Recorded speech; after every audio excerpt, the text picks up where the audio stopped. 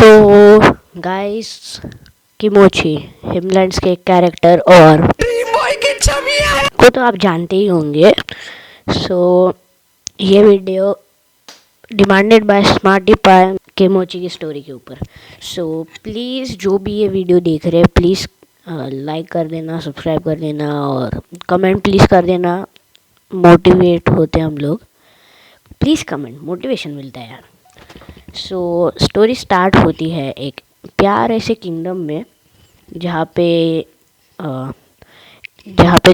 King कोई तो रहता है, हमें किंग से कुछ लेना देना नहीं है। सो उस किंगडम में वो किंगडम जाना जाता है उसके रिलीजियस, क्या बोल सकते हैं उसको, रिलीजन की वजह से। मतलब वो लोग रिलीजियस को बहुत एनकरेज करते हैं, वो जो प्रेयर्स वर्शिपिंग वगैरह रहते हैं उसको बहुत प्रमोट करते हैं। सो वहाँ पे एक बहुत ही फेमस पुजारी होता है जिसको हम लोग हिमलैंड्स पे गोल्ड का पुजारी बोलते हैं। वहाँ पे बहुत फेमस होता है, लेकिन एक दिन वो पुजारी बहुत सेल्फिश हो जाता है, लालची हो जाता है और वो बिना किंग के परमिशन के, क्योंकि वो वाले किंगडम में किंग की परमिशन से ही बड़े बड़े रिलीजियस प्रैक्टिसेस परफॉर्म कर सकते थे। सो बिना किंग के परमिशन के वो एक बहुत बड़ा रिलीजियस प्रैक्टिस परफॉर्म करते हैं टू नॉच, जैसे कि हमने देखा है माइनक्राफ्ट के वीडियो में, टेम्पल ऑफ नॉच में वो वर्शिप करता था। वैसे वो रिलीजियस प्रैक्टिस करता है बिना किंग को बताए, और जब किंग को पता चलता है तब किंग उसको अपने किंगडम से बाहर निकाल देता है। सो अभी बेचारा गोल्ड का पुजारी अकेला हो गया था, वो इधर उधर भटक रहा था और उसके साथ उसकी एक बेटी भी थी जिसको हम लोग जानते हैं किमोची नाम से। अभी हम लोग गोल्ड के पुजारी के बारे में ज़्यादा बात नहीं करेंगे। सो फिर गोल्ड का पुजारी जो है वो सोचता है कि नॉच को सबसे ज़्यादा पसंद है गोल्ड, क्योंकि ऑफकोर्स गोल्ड से गोल्डन एप्पल्स बनते हैं जिसको हम लोग नॉच एप्पल्स भी बोलते हैं। सो उसको गोल्ड बहुत पसंद है, इसीलिए गोल्ड का पुजारी माइनिंग पे चला जाता है, बहुत सारे गोल्ड कलेक्ट करता है, बहुत ज़्यादा। और वो हिमलैंड्स में, और फिर वो नेदर में भी जाता है एक्चुअली, क्योंकि नेदर में गोल्ड बहुत फ्रीक्वेंट है, इसलिए वो नेदर में भी गोल्ड माइनिंग करने जाता है और बहुत सारा गोल्ड लेके वो वर्शिपिंग स्टार्ट करता है। लेकिन अनफॉर्चुनेटली फिर जब गोल्ड के रिसोर्स ख़त्म हो जाते तो उसको मशीन्स बनाने पड़ते ताकि वो ऑटोमेटिक गोल्ड को माइन करे। और यही मशीन स्टॉप करने के लिए हमारे स्मार्टी, एजियो और ड्रीमबॉय, स्पेशली एजियो ने गोल्ड के पुजारी को मार दिया था। सो किमोची अभी अकेली रहने लगी थी। फिर किमोची अकेले रहने लगती है।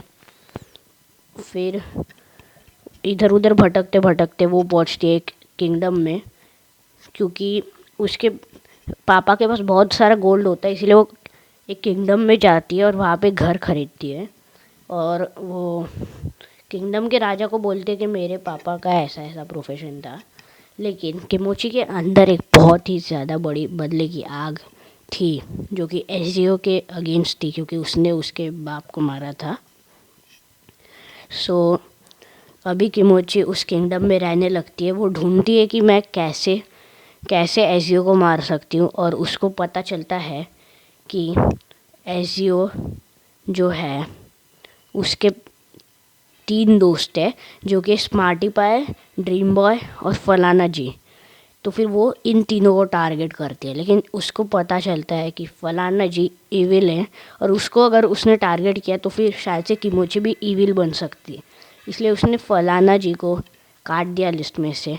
और फिर उसके लिस्ट में बचे थे स्मार्टी पाई और ड्रीम बॉय, और वो बहुत ट्राई करते हैं इनसे कांटेक्ट बन सके, ताकि क्योंकि डायरेक्ट एजियो से कांटेक्ट बनाएंगे तो शायद से एजियो भाग सकता है, क्योंकि एजियो को पता था कि किमोची गोल्ड के पुजारी की बेटी है।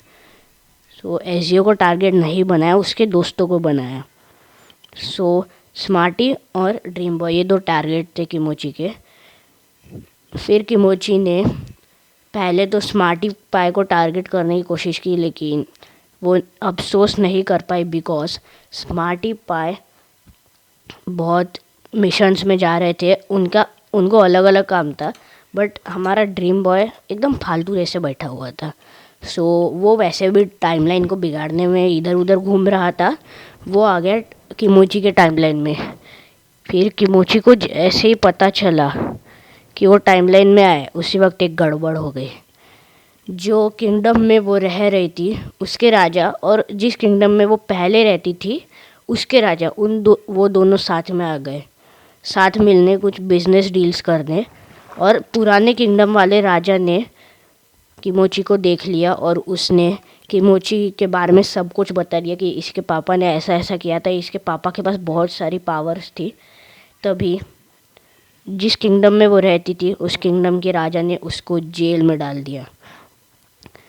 और उस जेल में वो बहुत दिनों तक उसी जेल में थी, जब उसने देखा कि ड्रीम बॉय भी उस जेल में आ चुका था। क्योंकि जब वो उस किंगडम में आया इन्फॉर्मेशन लेने के लिए, कुछ तो लेने आया, मुझे नहीं पता, तो फिर उसके उस किंगडम के राजा ने ड्रीम बॉय को पकड़ लिया और उसको जेल में डाल दिया। और फिर जेल में ड्रीम बॉय ने किमोची को देखा। फिर किमोची ने सोचा कि ये अच्छा वक्त है। ड्रीम बॉय किमोची के सीधा सामने था। किमोची ने स्टार्ट किया ड्रीम बॉय को इम्प्रेस करना, ड्रीम बॉय ने भी स्टार्ट किया किमोची को इम्प्रेस करना। फिर जब ड्रीम बॉय अपने टाइमलाइन में वापस जा रहा था, तब किमोची ने बोला कि उसको भी आना है, क्योंकि अगर वो नहीं आती तो फिर शायद से एजियो उसके हाथों से हमेशा के लिए छूट जाता। इसीलिए वो भी ड्रीम बॉय के साथ आई और एजियो की डेथ इसकी प्लानिंग करने लग गई। इसीलिए किमोची ड्रीम बॉय के साथ आई है और ड्रीम बॉय के साथ रिलेशन टाइप बहन भाई या फिर कुछ और, we will not talk about that, ऐसे कुछ रिलेशनशिप में, ताकि वो एजियो को डायरेक्ट टारगेट कर सके। सो इसीलिए ही किमोची ड्रीम बॉय के साथ आई थी उसके टाइमलाइन में। सो यही था पूरा स्टोरी। अगर आपको लगता है कि आप इस स्टोरी में किसी सीन में कुछ ऐड कर सकते हैं तो कमेंट में जाके आप टाइमिंग और उधर क्या ऐड करना है वो आप बता सकते हो। बहुत खुशी होंगी। और प्लीज़ कमेंट करना, लाइक करना, वीडियो को सब्सक्राइब करना चैनल को। और अगर स्मार्टी भैया आप देख रहे हो, ये वीडियो ड्रीम बॉय को मत भेजना प्लीज़, वरना मेरे घर पे आके मारेंगे वो। हाँ ठीक है। सो इस वीडियो के लिए इतना ही। मिलते हैं आप अगले वीडियो में। Bye bye.